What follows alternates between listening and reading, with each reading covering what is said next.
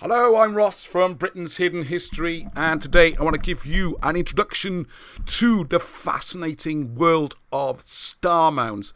How these apparently random mounds, they're called Norman Mott and Bailey castles, they're called barrows, they're called burial mounds, all sorts of things, but the positioning is the key. And these mounds actually form maps of the heavens, of the constellations. It's the old Chaldean principle, as above, so below. This is by no means limited to Wales. It's all over Britain. You've got Scotland, England, and Ireland. And you've got parts of northern France where the British settled. And you've also got some in North America, which some people say is an argument to show the early British migration to America. But that's another issue for another day. The whole thing seems to go back to the Chaldean Assyrian principle of as above, so below. You're creating heaven on earth, baby, like Belinda Carlisle was going to do, okay? But again, that's for more videos. I'm going to be running that over the next week or two. Now, like me, if you're like me, you think there's a load of hippie mumbo-jumbo. I did that for many years, okay? But the last few months, the more and more evidence I'm seeing with my own eyes, and you can see with your own eyes, and I show you some now, you just have to start agreeing. You can't deny it, that there's something going on here. And even if we think all this is mumbo-jumbo or a load of nonsense, people in the ancient world certainly took this extremely seriously. And we can look into why that is. So tonight's going to be the summer solstice, and I'm going to be halfway up a mountain, checking out some of the sight lines with the sunrise and all that kind of stuff. It's wonderful. Great walks, exercise views. But, and the point of this video, little introduction, a lot of this exploring you can do from your own keyboard, from your own home, and that's what's wonderful as well. With the modern technology, especially some of the things you can do with Google Earth, which is all free, amazing. We've got people in the group like Hugh Evans who could do fantastic things, and I'm going to give you a couple of examples. See if I can convince you this is worth looking into and is something you might want to know more about. Alright, so what happens in our groups? I'll just do a quick screen share. Hugh will send a link or someone like that, or Kerry, or one of the others in the group. And I'll have a look here. MT, which is Monkey Tump. So called by me and my friends. We used to play on it every day, okay? Just check on screen save, because I can't see what you're seeing. Alright, so as long as you got Google Earth on your computer, it opens up free. I love this way we kind of come into land on a spaceship. Oh, the gods would see it perhaps. That's why they were done. Anyway, look at this map. So, straight away, one of the things, I'm not going to go into all the details now, because you right up in Scotland, there's a couple all the way up there, there's loads up there. And if you look at the work of Alexander Thom, Thom, I think it's Tom, but I pronounce that way to remember the H, he has mapped out this, and you can see how the stone circles in particular, each stone lines up to show, to work as a calendar. And you've got things like the solstice, to remind you, that's the time when you have the longest day and the shortest night, or the shortest day and the longest night. It's the peak. The sun, throughout the year, everyone says the sun rises in the east and sinks in the west. That's a simplification. There's only actually 2 days of the year when that happens.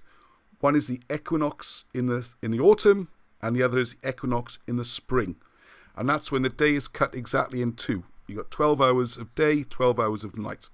Because what happens throughout the year, due to the angle of the Earth rotating, the sun appears to move along the horizon. Alright, it's important to remember this. It's not always directly east. So today, this being, tomorrow today, the longest day of the year, it's also the point where the sun rises the furthest north. So the sun's more or less northeast. It's about 52 degrees, all right? So another, 7 degrees or so, it would be northeast. All right? It's not east at all at the moment. And as we go around towards the winter, it'll swing all the way around further south. So what the ancients have done, it would seem, is they've then used this fact that they can see the sun moving along the horizon to work out where they are in the year. Now, some people say this is for farming reasons, but I think that's just too simplistic. I know a few farmers and gardeners, and they would never do it on a certain day every year. they do things like when it gets warmer. you don't say, oh, there's a frost outside. Yeah, but hang on a second, it's St. Patrick's Day, therefore I've got to plant my potatoes. It doesn't work like that. With real farmers and real gardeners, they check the weather. Some years are different to others. So I'm not buying that. But it's got a very important astronomical reason, because you can definitely plot the year. Maybe it had religious significance. Again, that's conjecture. And we'll be doing some more videos on why it seems they did do that, okay? One would seem to be the old Chaldean idea of as above, as below, like I just said. All right, so we'll go into more detail on that in the other little videos. So don't let these things confuse you. Just remember, the apparent rising of the sun moves along to different points of the equator throughout the year, which you can track from a point, and you can work out where you are in the year, like a calendar. And I'm going to show a specific one at the Garth, where we can do this. Same with the moon, which is, a lot of these are lunar. I think you see one of the names down on here. In Scotland, it's called the Templewood Lunar Observatory, which I imagine was worked out by Alexander Thom. And you can tell which day of the month, because the moon does the same thing. If you watch where the moon rises, it'll move along your horizon, and then back again. It just keeps doing that. Okay? Slightly more, but that's basically it. If you know that, you're not far off. So if you can make your own observatory, you've got a point, put a line of markers, mark off the most that way the sun goes, most that way, and you can tell where you are in the month. All right? So now, of course, if I do it on this scale, a little tiny error is going to be magnified enormously. So the bigger your measure, the more accurate.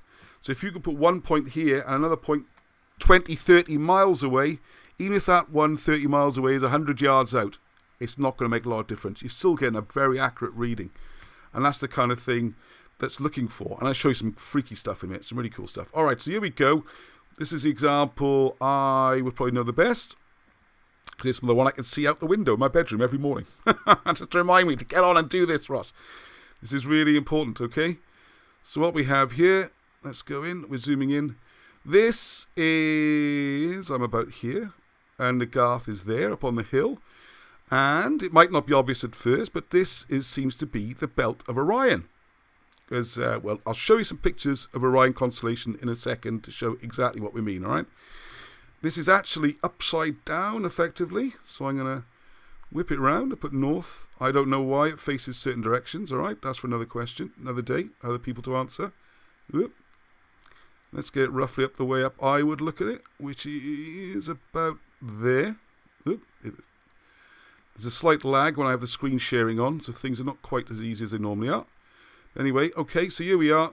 This scythe, which I've talked about in other videos, what we used to call the monkey tump. It's a mound. They call it a Norman Mott and Bailey castle. The world's worst designed castle. It's exactly where you wouldn't want one.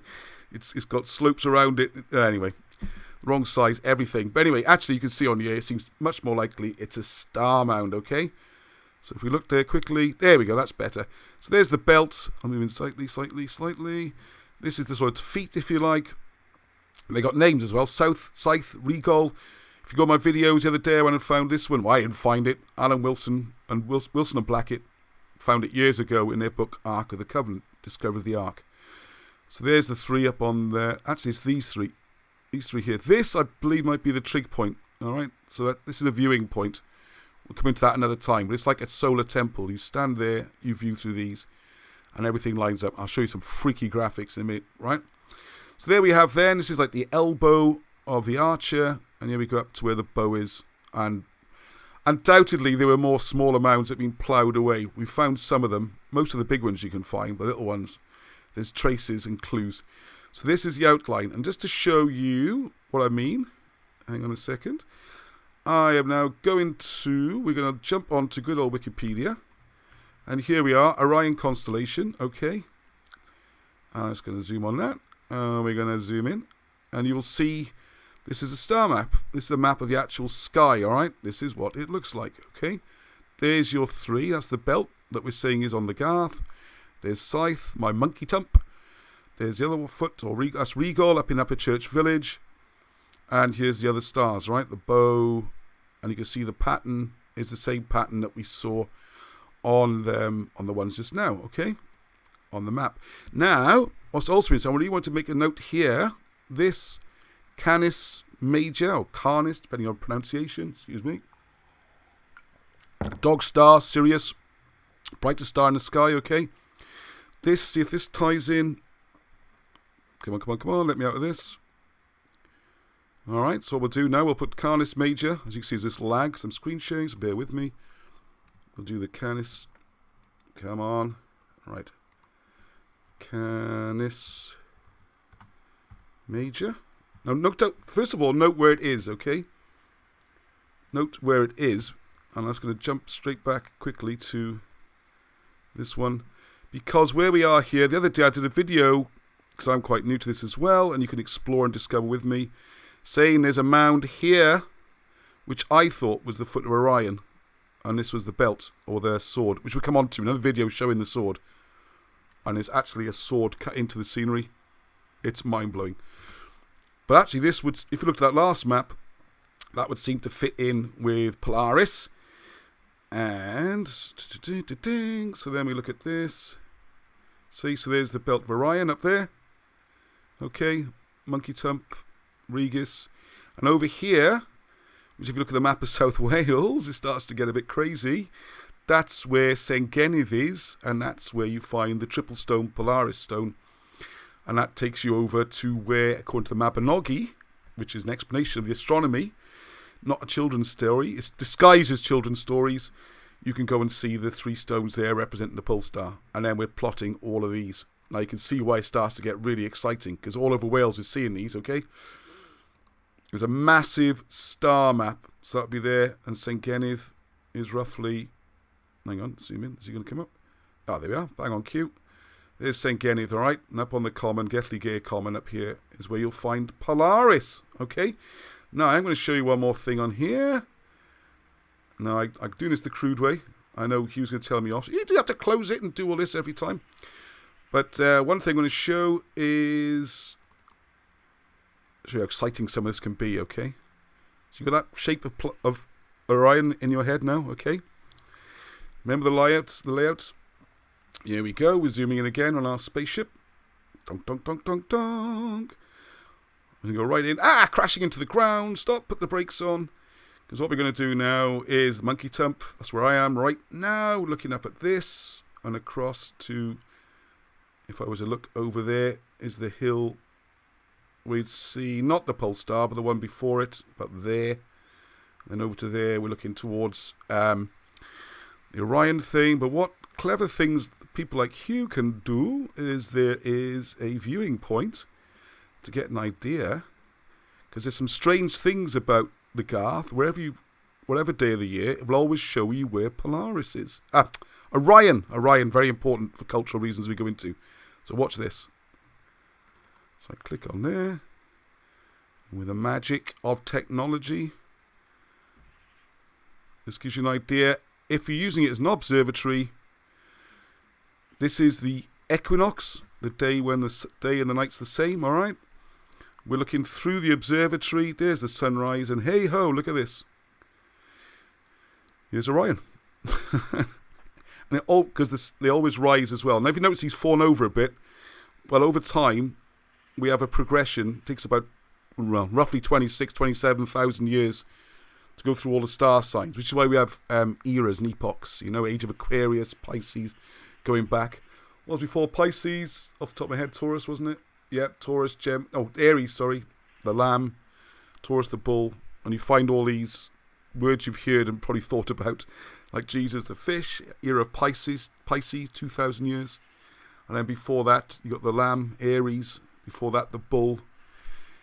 You'd be amazed how this is embedded in every part of our daily lives. All right, so if you stood this up, I believe that's the belt of Orion. Here's the bow. And actually, if you look at it now, if you imagine that standing up a bit, you can see it does actually look like someone firing a bow. So it's amazing. So please, can be a whole loads of videos going up as we actually go out and physically explore these sites. In particular, going up the Garth, as soon as we get a clear night, either side of equinox is not going to make an enormous difference, you know. I've worked it out. I haven't worked it out. I've gone to the website with the astronomy observations, and over about 4 or 5 days, it'll make a 1 degree difference. So hopefully we can work out, because we think we discovered, Hugh's discovered it, and Tim and I have been up on the Garth to have a look and find it, and yes, it is there. There is an observatory, whether or not it's lunar or solar, if it's sun or moon. We should be able to hopefully get more clues as we look at it throughout the year on given days. So it's great. It's really fascinating. So I hope that gives you a little insight. And please fire away with any questions and take it slowly. I mean, it's exciting. It's fun. So I'll give you one last view of that amazing site, which hopefully we're going to see something very similar at dawn in a couple of days' time for the solstice. All right. So take care, everyone. People ask what Hedduch means. Hedduch is peace. So until the next time, to everyone, Hedduch.